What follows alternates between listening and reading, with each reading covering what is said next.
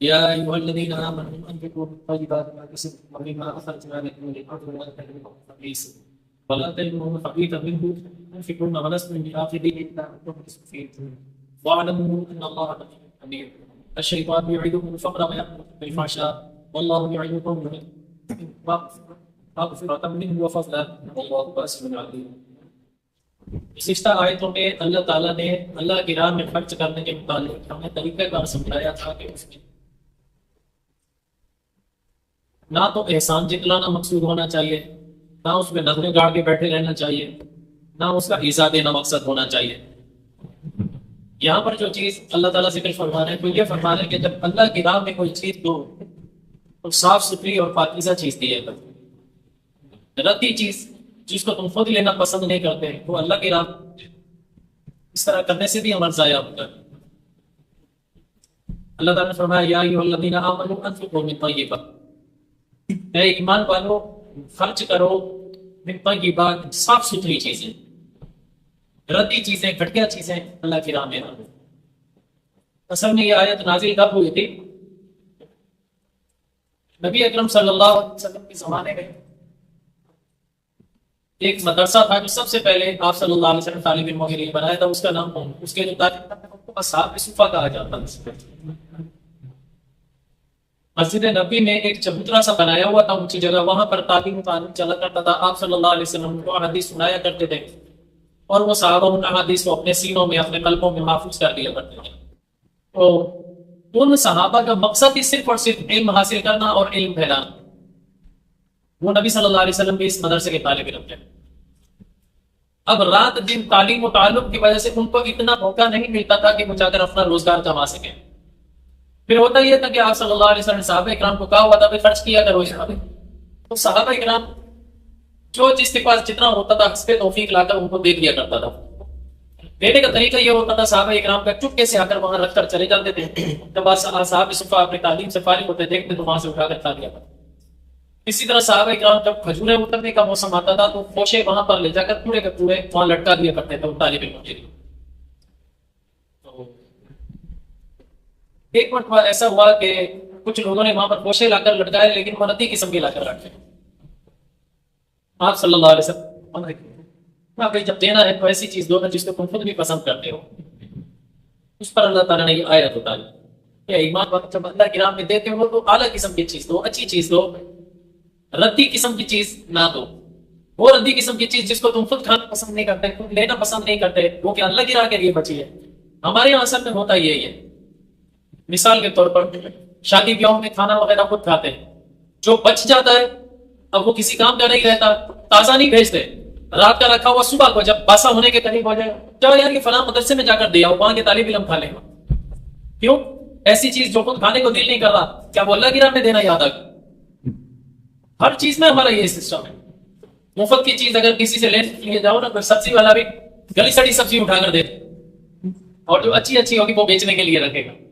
Fruit والے کے پاس چلے جاؤ، اگر کوئی مانگنے والا چلا جائے نا وہ ریڈی میں سے چھانٹ کے دادی فروٹ ہوتا ہے نا وہ اٹھا کے فقیر کے ہاتھ پہ رکھ دے گا، جو اچھا ہوگا وہ بیچنے کے لیے رکھا ہوگا. اللہ تعالیٰ نے یہ فرمایا کہ بھائی جب دینا ہی اللہ کی راہ میں ہے تو صاف ستھری چیز پاکیزہ چیز دو. ایک بات تو یہ اللہ تعالیٰ نے سمجھائی. دوسری بات یہ سمجھائی کہ حلال چیز اللہ کی راہ میں دو، حرام چیز. جیسے مثال کے طور پر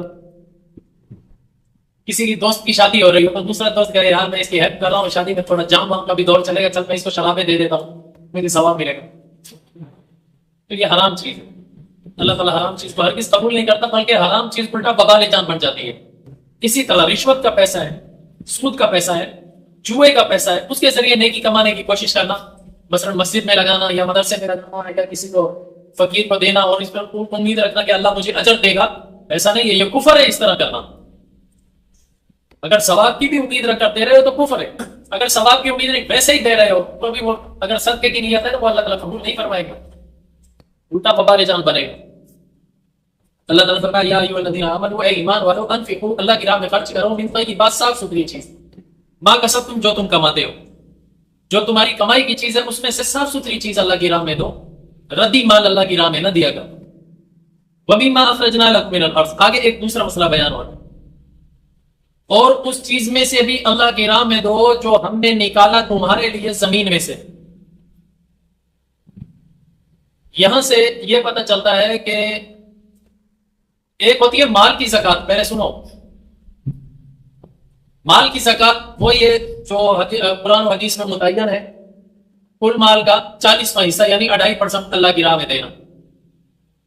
جانوروں کی زکوٰۃ علیحدہ ہے، یہ مال کی زکوٰۃ ہے، سونا چاندی مال تجارت روپیہ پیسہ، اور جانوروں کی زکوٰۃ علیحدہ ہے، جیسے 40 بکریاں ہو جائے تو ایک بکری زکوٰۃ میں، 30 گائے یا بھینسیں ہو جائیں تو ایک بھینس جو ہے وہ زکوٰۃ میں، تو وہ جانوروں کی زکوٰۃ علیحدہ ہے۔ یہاں پر جو زکوٰۃ اللہ تعالیٰ ذکر فرما رہے ہیں وہ فرما رہے ہیں زمین کی پیداوار کی۔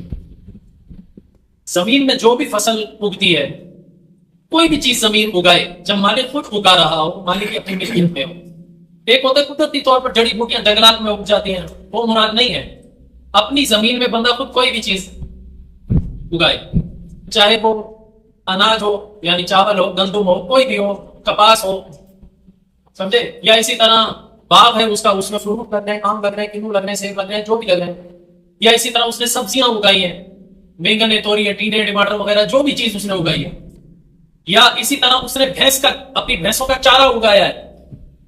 ایک ہوتا ہے خود بخود گھاس اگ جانا، وہ نہیں، ایک ہے جو خود بندہ اپنی زمین میں اگاتا ہے۔ ان تمام چیزوں کے اوپر چاہے وہ مقدار میں تھوڑی ہو، چاہے وہ مقدار میں زیادہ ہو، سمجھے نا، چاہے ایک بوری حاصل ہو، چاہے 100 بوریاں حاصل ہو جائیں اس پیداوار سے، اس کے اوپر اللہ کا حصہ ہے۔ اس زکوٰۃ کو عشر کہا جاتا ہے، عشر، البتہ زمین کی نوعیت کے لحاظ سے عشر لگے گا۔ اگر زمین ایسی ہے کہ جو بارش کے پانی سے سیراب ہوتی ہے، یا قدرتی ندی نالوں کے پانی سے سیراب ہوتی ہے، جس پر مالک کو اس کو سیراب کرنے کے لیے، پانی دینے کے لیے پیسہ خرچ نہیں کرنا پڑتا، اگر ایسی زمین ہے تو اس کی پیداوار پر 10واں حصہ لازم ہوگا۔ جیسے مثال کے طور پر اگر 100 من اگر اس زمین سے اس کو پیداوار حاصل ہوئی ہے تو اس میں 10 من اللہ کا ہے، 90 من اس بندے کا ہے، مالک کا ہے۔ اور اگر وہ زمین ایسی ہے جو قدرتی طور پر سیراب نہیں ہوتی بلکہ اس کے اوپر محنت کی جاتی ہے تب جا کے وہ سیراب ہوتی ہے، جیسے اس کے لیے ٹیوب ویل وغیرہ چلایا جاتا ہے یا نہروں کے ذریعے پانی خریدا جاتا ہے، تب جا کے وہ زمین سیراب ہوتی ہے، ایسی زمین سے جو پیداوار حاصل ہوگی اس پر بھی عشر لازم ہوگا، لیکن وہ پیداوار کا 20واں حصہ ہوگا۔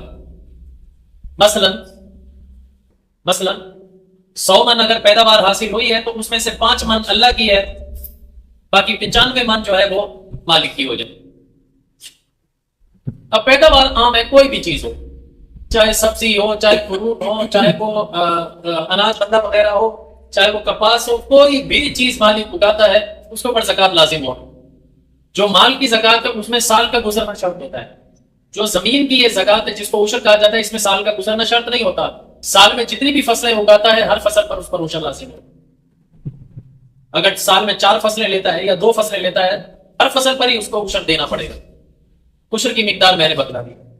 اچھا، یہ تو وہ زمین ہے جس میں سے یعنی نباتات وغیرہ اگے ہیں، اس کی زکوٰۃ جو ہے عشر کہلاتی ہے۔ ایک اور چیز بھی زمین میں سے نکلتی ہے، اس کی زکوٰۃ علیحدہ ہے، وہ کیا ہے؟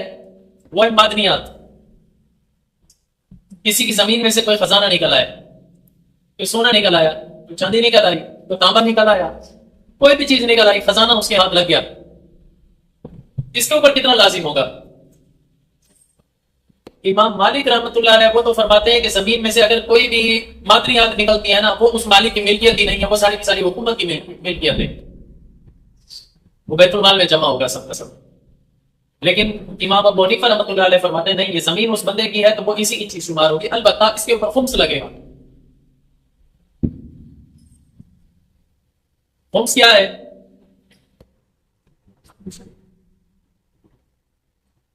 پانچواں حصہ مال کا، یعنی مثال کے طور پر 100 تولہ یا 100 کلو یا جو بھی لگا لو، مثلا کوئی معدنیات حاصل ہوئی، اس میں سے 20 تولہ اللہ کی راہ میں جائے گا، باقی 80 تولہ یہ قدرت کے بنتا ہے۔ میں ایک مثال کے طور پر سمجھا رہا ہوں، تو اس طرح یعنی خود سے لازم ہوگا 5واں حصہ مال کا دینا لازمی ہوتا ہے۔ اکثر لوگ ہمارے یہاں مسلمان زمین سے جو بھی چیز اگتی ہے یا خشر وغیرہ اس سے ناواقف ہیں۔ ہمارے کاشتکار بھائی حضرات جو جتنے بھی ہیں، تقریباً میں سمجھتا ہوں پاکستان میں جتنے بھی کاشتکار ہیں، اگر مثال کے طور پر 100 میں سے صرف 5 یا 6 بندے ایسے ہوں گے جو عشر نکالتے ہیں، باقیوں کو تو پتہ ہی نہیں ہے کہ زمین کی بھی پیداوار کی زکات ہوتی ہے یا نہیں۔ اللہ تعالیٰ نے وہ زکات اس آیت میں ارشاد فرمائی ہے، اس کا نام عشر ہے، یہ اللہ کا حق ہے، یہ دینا لازمی ہے۔ اللہ تعالیٰ نے ایک جگہ قرآن مجید میں فرمایا وَآتُوا حَقَّهُ يَوْمَ حَصَادِهِ، اے لوگوں جب بھی اپنی فصل اتارو اللہ کے حق کو نہ بھول جانا، اللہ کا حق ضرور ادا کرنا۔ وہ اللہ کا حق کیا ہے وہ میں نے بتلا دیا، اس کو عشر کہا جاتا ہے، یہ دینا لازم۔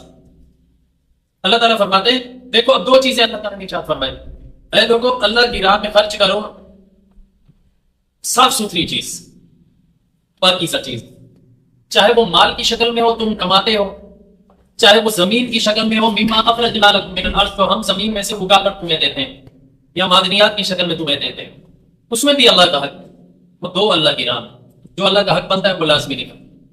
آگے اللہ تعالیٰ فرماتے ہیں وَلَا تَيَمَّمُوا الْخَبِيثَ مِنْهُ،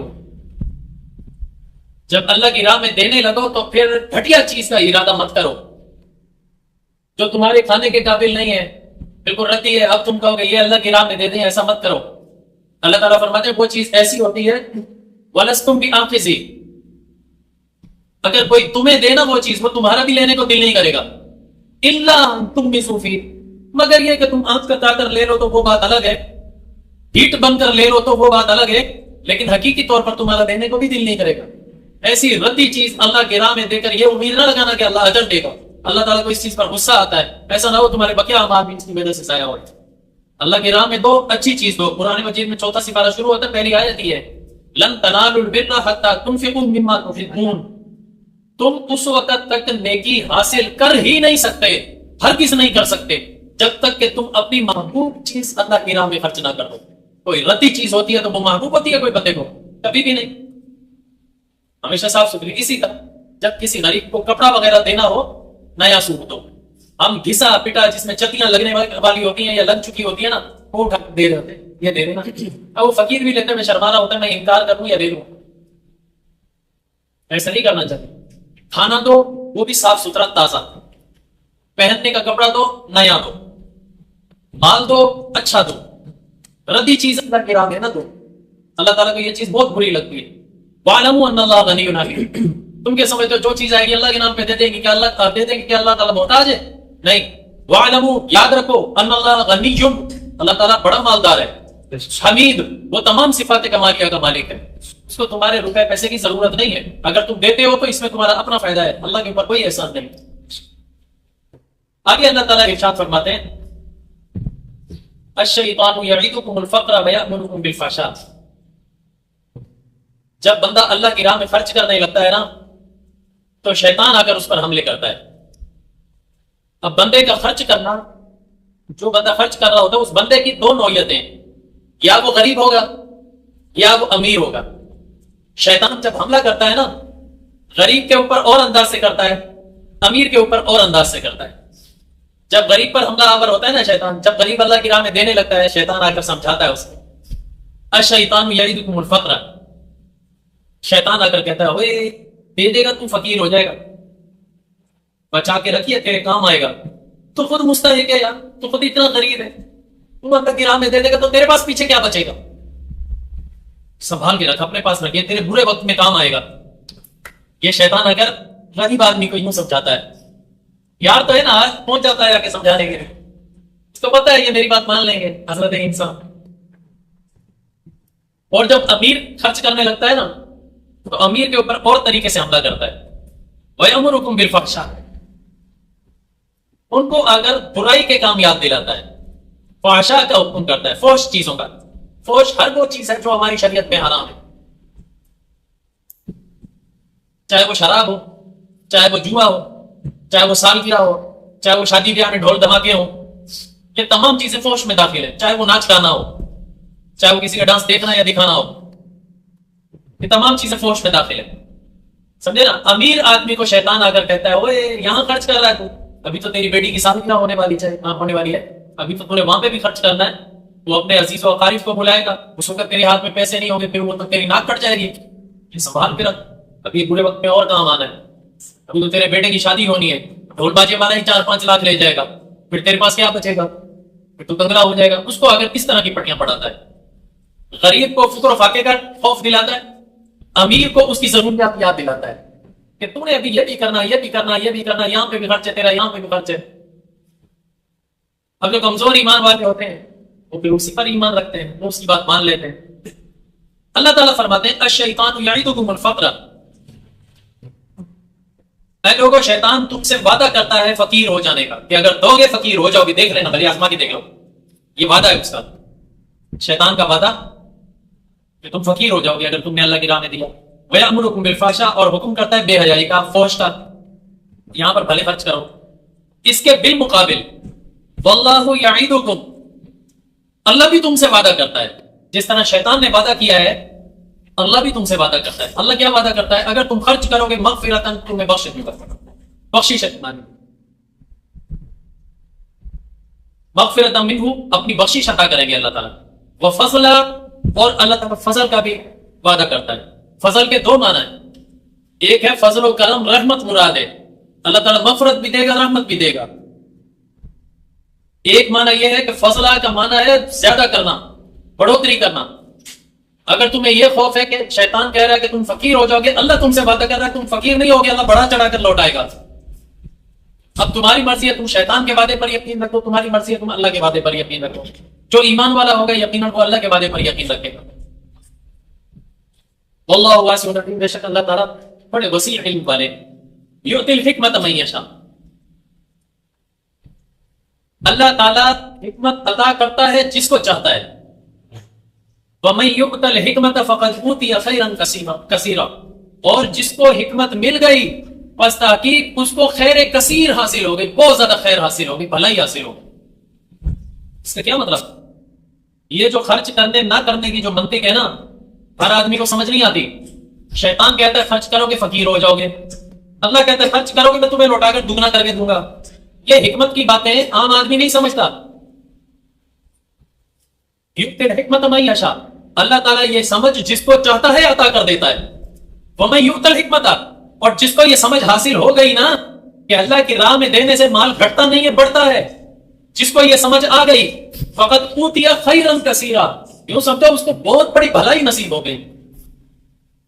حکمت ایک روحانی طور پر ایک سمجھ ہے جو انسان کے دل کو, اس کے ایمان کو جلا بخشتی ہے. ہر آدمی کو حاصل نہیں ہوتی.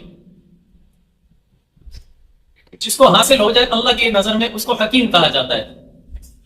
ہمارے یہاں حکیم ڈاکٹر کو کہا جاتا ہے, یہ معنی اس کا غلط ہے. ویسے ڈاکٹر کو طبیب کہا جاتا ہے. ہم اس کو اردو میں خام کا حکیم کے معنی کی طرف اس کو لے گئے. حکیم اس ہستی کو کہا جاتا ہے کہ جس کا علم اور جس کا عمل ثقہ مضبوط ہو. علم کے لحاظ سے بھی وہ مضبوط ہو اور عمل کے لحاظ سے بھی وہ مضبوط ہو. عمل بھی اس کا ڈگمگایا ہوا نہ ہو, کبھی دیکھو وہ فتنے دیکھ رہا ہے, کبھی دیکھو مسجد میں سجدے کر رہا ہے. یہ حکیم نہیں ہے. اس کا عمل بھی پختہ ہوتا ہے ایمان کے مطابق, اس کا علم بھی پختہ ہوتا ہے ایمان کے مطابق, وہ کہلاتا ہے حکیم. ہمارے یہاں تو چراغ لے کر ڈھونڈنے کے لیے نکلو, ایسا کوئی ملے گا, اور مانا اس کا یہی.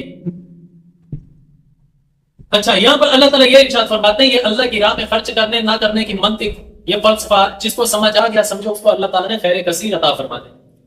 وما یذکر الا اولو الالباب, اور یہ جو خرچ کرنے اور نہ کرنے کی جو منطق تمہیں سمجھائی گئی ہے, جو فلسفہ تمہیں سمجھایا گیا ہے, یہ ہر آدمی کی سمجھ میں نہیں آئے گا. وما یذکر الا اولو الالباب, اس سے ہر کوئی نصیحت نہیں پکڑ سکتا سوائے عقل والوں کے. بے عقلوں کو یہ بات سمجھ میں نہیں آئے گی. یہ عقل والے ہی سمجھیں گے. اللہ کی راہ میں دینے سے مال بڑھتا ہے, گھٹتا نہیں. یہ عقل والوں کو بات سمجھ میں آئے گی, بے عقلوں کو سمجھ میں نہیں آئے گی. آگے اللہ تعالیٰ فرماتے ہیں وما انفقتم من نفقۃ او نذرتم من نذر فان اللہ یعلم وما للظالمین من انصار. وما انفقتم من نفقۃ, جو بھی تم خرچ کرنے کی چیز خرچ کرو, او نظر تم من نظر، یا کوئی بھی چیز کی تم منت مان لو، بے شک اللہ تعالیٰ کو سب معلوم، وما للظالمین من انصار، اور ظالموں کا کوئی مددگار نہیں ہوا کرتا۔ یہ آیت کس لیے نازل ہوئی؟ کچھ صحابہ نے خرچ کیا، کوئی سوال کیا تھا حضور صلی اللہ علیہ وسلم سے کہ یا رسول اللہ، ہمارے آباء و اجداد میں سے کچھ لوگ ابھی بھی کفر پر قائم ہیں لیکن وہ ہیں غریب، کیا ہم اپنے صدقات وغیرہ ان کو دے سکتے ہیں؟ حضور صلی اللہ علیہ وسلم نے اجازت دی، ہاں تم ان کو دے سکتے ہو، لیکن اس میں شرط یہ ہے کہ اس کافر کو نفلی صدقہ اور خیرات دے سکتے ہو جو جنگ لڑنے کے لیے یا مسلمانوں کے خلاف سازشیں کرنے میں شریک نہ ہو۔ اگر کوئی ایسا شخص ہے جو مسلمانوں کے خلاف سازشیں بھی کرتا ہے، جنگ ہو جائے تو اس میں بھی شرکت کا موقع ضائع نہیں کرتا، ایسے شخص کو نفلی صدقہ بھی دینا جائز نہیں ہے، چاہے وہ بھوکو پیاسے مر رہا ہو، بھلے مر جائے۔ ہاں ان لوگوں کو دینے کی اجازت ہے، ان لوگوں کے ساتھ نیکی کرنے کی اجازت ہے جو نہ تمہارا راستہ روکتے ہیں، نہ تمہیں کوئی تکلیف دیتے ہیں، نہ ان کا تمہارے ساتھ خلاف کوئی لڑنے کا ارادہ ہے، نہ وہ تمہارے خلاف سازشیں کرتے ہیں۔ اب یہ ہے بڑا نازک مسئلہ، اب یہ کون چھانٹی کرے گا کہ کون کافر ہے جو مسلمانوں کا حامی ہے، کون کافر ہے جو مسلمانوں کا حامی نہیں ہے؟ لیکن جو دینے والا ہے نا، اس کو پھر بھی علم ہوتا ہے کہ میں جہاں دے رہا ہوں میرے اس سے تعلقات کیسے ہیں، پھر بھی اگر چشم پوشی کر کے ان کو دے دے، ظلم و زیادتی ہے۔ اللہ تعالیٰ فرماتے ہیں لوگوں کی نظروں سے تو تم بچ جاؤ گے لیکن اللہ کی نظر سے نہیں بچ سکو گے۔ اس خرچ کرنے میں احتیاط کرنا ایک معنی۔ دوسرا معنی، یہ جو 4-5 شرطیں پہلے گنوائی اللہ تعالیٰ نے، جو اللہ کی راہ میں دو، پیچھا مڑ کے نہ دیکھو کہاں خرچ ہو رہا ہے، ایک بات، احسان نہ جتلاؤ، ایزا کا باعث نہ بنے، پاکیزہ حلال چیز دو، صاف ستھری چیز دو۔ اگر ان شرائط میں سے تم ڈنڈی مار جاتے ہو،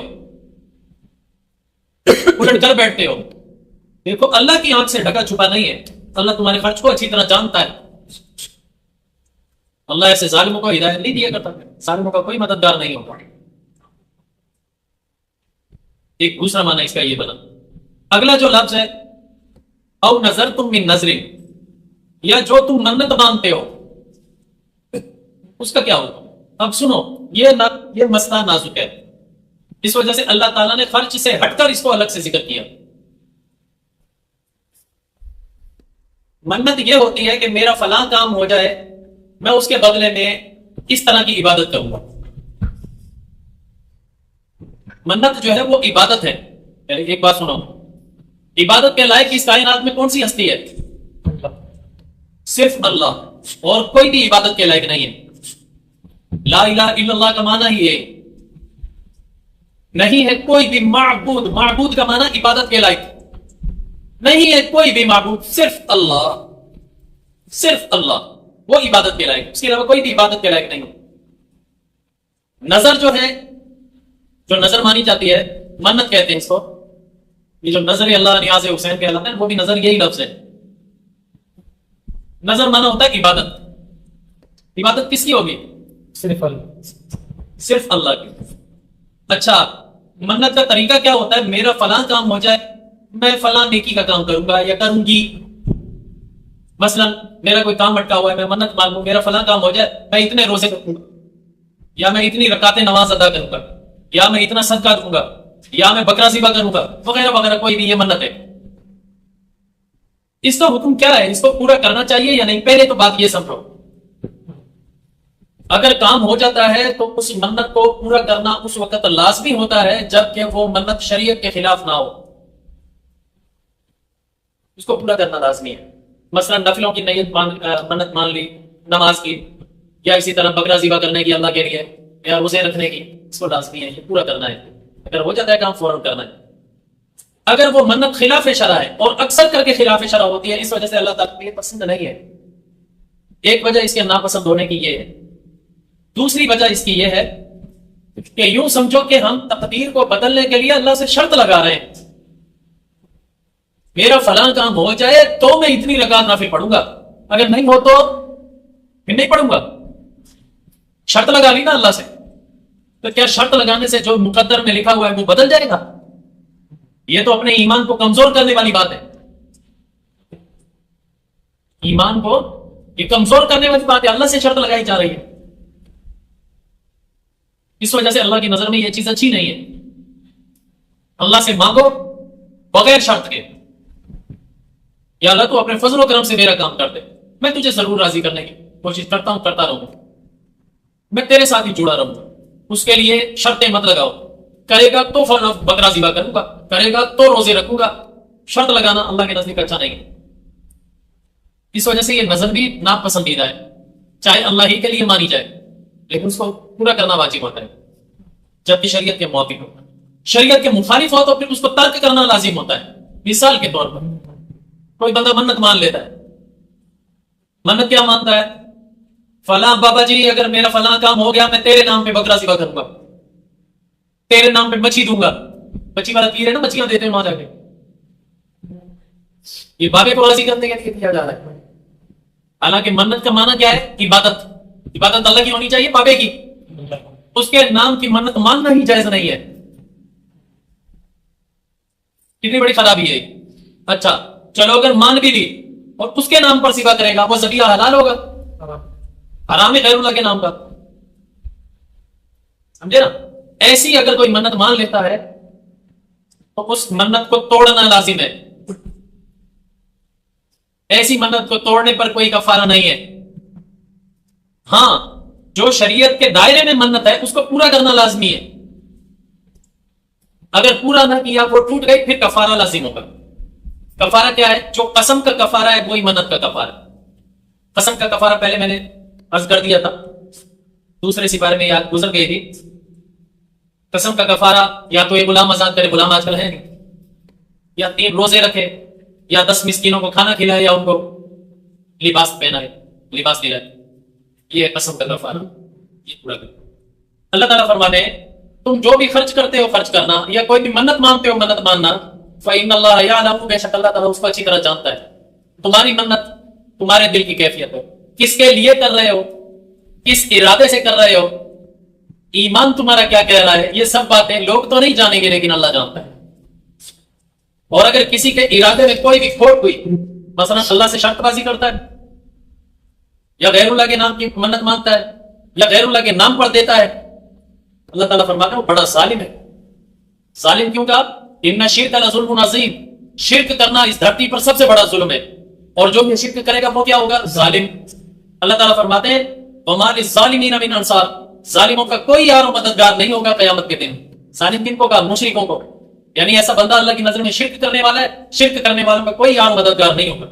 اس وجہ سے اپنی نیت کو صاف رکھنا بہت ضروری ہے. ان تبدوا الصدقات فنعما هي وان تخفوها وتؤتوها الفقراء فهو خير لكم. اللہ تعالیٰ آگے ایک اور مسئلہ ذکر فرما رہے ہیں. صدقہ کیسے دینا چاہیے؟ اعلانیہ طور پر کھلم کھلا دینا چاہیے یا چھپ چھپا کر دینا چاہیے؟ اللہ تعالیٰ فرماتے ہیں دونوں طریقے ٹھیک ہیں، اجر دونوں پر ملے گا، لیکن پسندیدہ طریقہ یہ چھپ چھپا کر دے دیا. اس میں لینے والے کی بھی عزت نفس مجروح نہیں ہوتی اور دینے والے میں بھی ریاکاری نہیں آتی. ہاں اگر کوئی بندہ یہ سمجھ رہا ہے کہ میں اعلانیہ طور پر اس وجہ سے دے رہا ہوں تاکہ مجھے دیکھ کر لوگوں کو بھی ترغیب حاصل ہو جائے، وہ بھی دینا شروع کریں،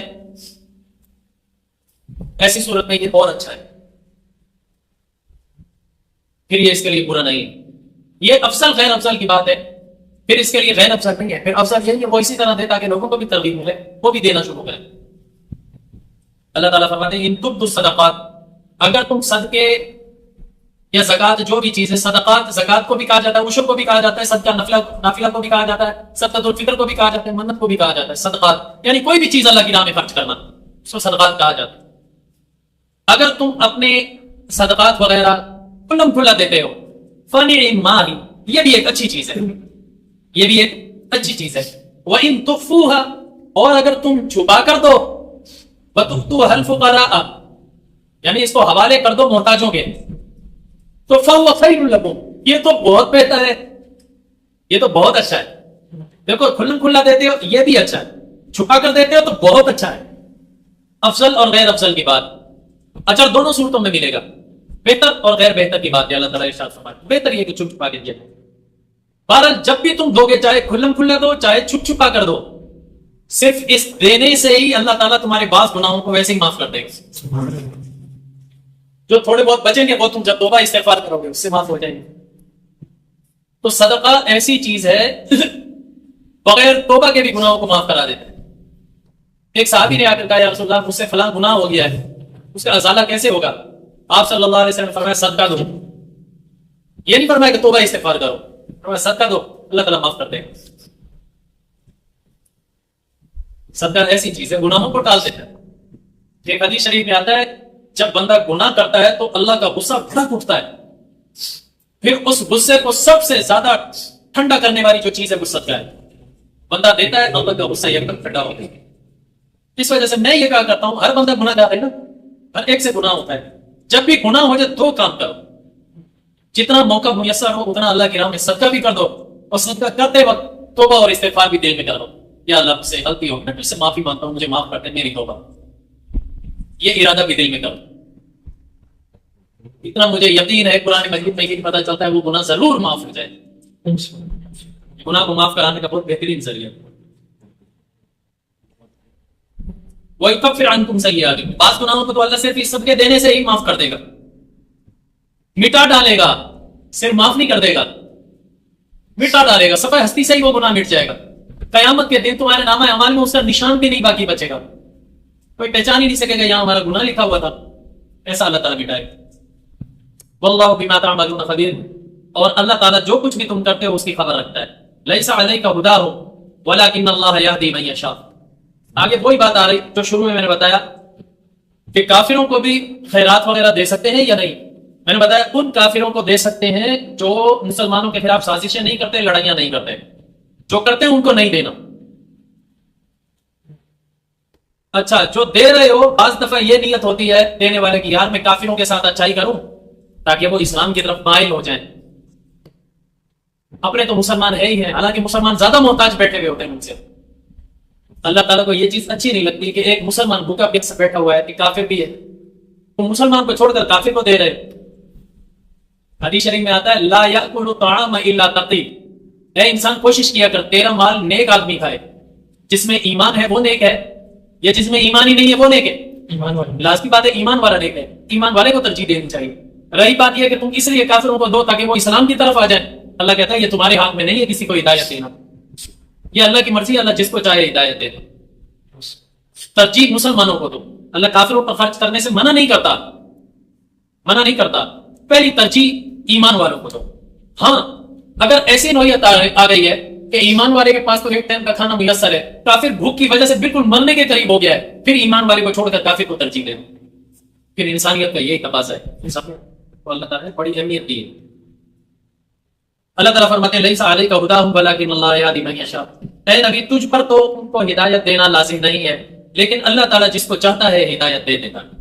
لہٰذا تم یہ ٹینشن نہ لیا کرو کہ کافر لوگ جو ہیں ہم ان کے ساتھ بھلائی کریں گے وہ بھی اچھے چلیں گے. آج کل چاپلوسی کا دور ہے, سارے مسلمان امریکہ کی چاپلوسی کرنے میں لگے ہوئے ہیں, امریکہ ہم سے راضی ہو جائے. لیکن اللہ کی قسم امریکہ کسی ایک بھی اسلامی ملک سے دل سے راضی نہیں ہے. اپنے مفادات کے لیے ان سے تعلقات بنائے بیٹھا ہے, دل سے کسی کے ساتھ بھی راضی نہیں ہے, چاہے جتنی بھی ان کی چاپلوسی کرو. اللہ تعالیٰ یہی منطق سمجھا رہے ہیں, کاش ہمیں سب مسلمانوں کو یہ چیز سمجھ آ جائے. وَمَا تُنْفِقُوا مِنْ خَيْرٍ فَلِأَنفُسِكُمْ, اے لوگوں تم جو بھی چیز اللہ کی راہ میں خرچ کرو گے فَلِأَنفُسِكُمْ, اس کا نفع تمہارے ہی نفسوں کو ہوگا, اللہ کو کوئی فائدہ نہیں ہوگا. اللہ تو غریب نہیں ہے جو تمہارے روپے پیسے کا محتاج ہے. ہاں جو تم خرچ کرو گے تمہارا اپنا فائدہ ہے, تمہارا اپنا نفع ہے اس میں.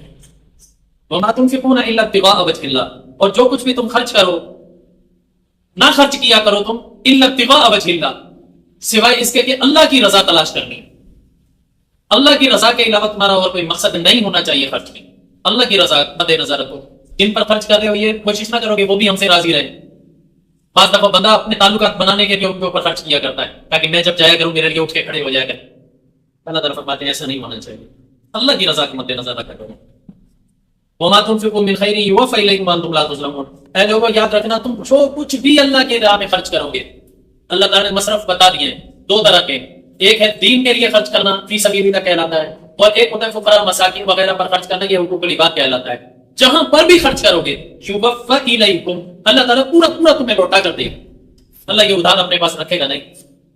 اب تو اللہ تعالیٰ دنیا میں ہی لوٹا دیتے ہیں، دنیا میں نہ بھی ملے آخرت میں تمہارے لیے بہت کچھ رکھا ہوا. وانتم لا تظلمون، تمہارے اوپر ذرہ برابر بھی ظلم نہیں کیا جائے گا کہ تم دے دو اللہ کی راہ میں پھر تمہیں کچھ بھی حاصل نہ ہو. اللہ تعالیٰ فرماتے ہیں میں نا انصافی نہیں کیا کرتا. تم دیکھو تو دیکھو، اللہ تم پر ظلم نہیں کرے گا، پورا پورا تمہیں لوٹا کر دے گا. للفقراء الذین احصروا فی سبیل اللہ، وہ محتاج لوگ جو اللہ کی راہ میں روک دیے گئے ہیں ان کے اوپر زیادہ خرچ کیا کرو. مثال کے طور پر جو جہاد کرنے کے لیے مجاہدین گئے ہوئے ہیں وہ اللہ کی راہ میں روکے ہوئے ہیں، اب وہ پیچھے اپنی معیشت نہیں آ کر کما سکتے، ان کے پیچھے گھر والوں کی دیکھ بھال کرنا یہ ہم تمام مسلمانوں کی ذمہ داری. اسی طرح جو مدرسے میں پڑھنے کے لیے طلباء جاتے ہیں یا مدرسے میں پڑھانے والے جو اساتذہ ہوتے ہیں وہ بھی اپنے گھر بار کو سب کچھ چھوڑ کر اللہ کے رسول کی دین کی اشاعت کے لیے نکلے ہوئے ہوتے ہیں. ان کے اوپر خرچ کرنا یہ سارے روکے ہوئے ہیں اللہ کی راہ میں. اگر وہ کمانے کے لیے چلے جائیں تو لوگوں کو دین کون سکھائے گا؟ اگر طالب علم کمانے کے لیے چلے جائیں تو وہ دین کون سیکھے گا؟ پھر سارے مرزا انجینئر کی طرح سارے ہر کوئی عالم بن کے بیٹھا ہوا ہوگا، ذلو خود بھی گمراہ دوسروں کو بھی گمراہ. پھر تو یہی نتیجہ نکلے گا نا. اگر صحیح معنوں میں عالم بنانا ہے تو پھر علم والوں پر خرچ بھی کرنا پڑے جو دین کی اشاعت میں لگے ہوئے ہیں، جو دین کی اشاعت کی وجہ سے اپنی معیشت نہیں کما پا رہے. یہ مطلب ہے للفقراء الذین احصروا فی سبیل اللہ، وہ محتاج لوگ جو اللہ کی راہ میں قید کر دیے گئے. یوں سمجھ لو یعنی اللہ کی راہ میں نکل گئے، اب ان کو پیچھے معیشت کمانے کا موقع نہیں مل رہا. لا یستطیعون ضربا فی الارض، وہ چل پھر نہیں سکتے زمین میں، یعنی معیشت کمانے کے لیے اپنی روزی روٹی نہیں کما سک رہے. روزی روٹی کمانے جائیں گے دین سے دور ہو جائیں گے، دین کے پیچھے لگیں گے، روزی روٹی ان کی کون کمائے گا؟ گھر والے بھوکے مریں گے. جو اس طرح کے لوگ ہیں دین کے لیے جو نکل پڑے ان کی ضروریات کا مسلمانوں کو خیال رکھنا چاہیے.